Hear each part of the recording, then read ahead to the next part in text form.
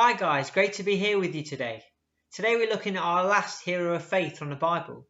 Although today we don't just have one hero of faith, or two, but we have three heroes of faith.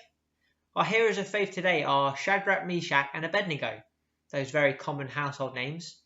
Shadrach, Meshach and Abednego make it into our heroes of faith videos, and for me they are my favourite heroes. I find their story to be really powerful and a massive inspiration. They're so brave and so gutsy. For those that know their story will know what I'm on about, but for those of you that don't, you can read about them from Daniel chapters 1 to chapters 3.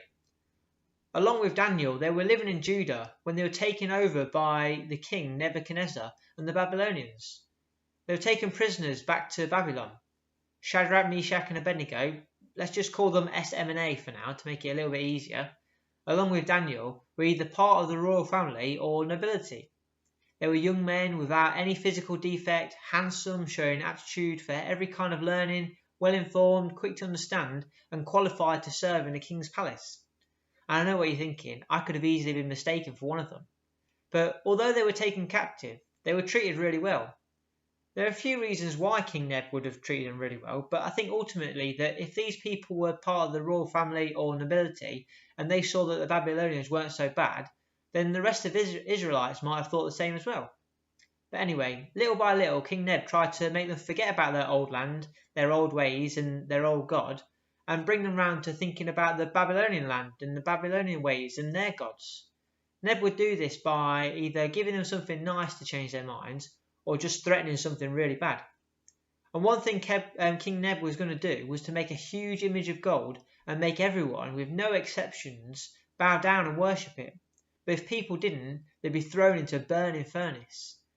And I don't know about you, but I just get burnt looking at the sun. So it's not worth imagining what would happen if I was thrown into a burning furnace. After SM&A heard this, they had to bow down to this gold image. And knowing the punishment, what choice did they have? What would you have done? But this is why SM&A are heroes of faith. This is what it says in Daniel 3:16-18. King Nebuchadnezzar, we do not need to defend ourselves before you in this matter.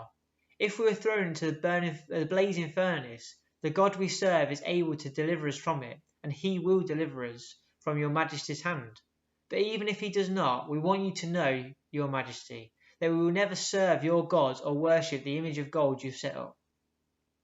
They were about to be thrown in the burning furnace, and they tell the king that it doesn't matter what you do to us, our God will save us. But even if he doesn't, they will never bow down to him. They will only bow down to the one true God. I just love it when they say that. They're so brave and just so gutsy. I know that we should never bow down to anything but God and read the verses in the Bible that say that. But until you're faced with a big consequence like SM&A were, until you're stood next to that furnace, I don't think we will really know what we would do. SM&A stood up to authority, they stood up to the king, they stood up for their faith and for their God. We may not be faced with a burning furnace nowadays, but we are faced with that dilemma. To stand up for your faith and face the consequences. So what are the burning furnaces we face today?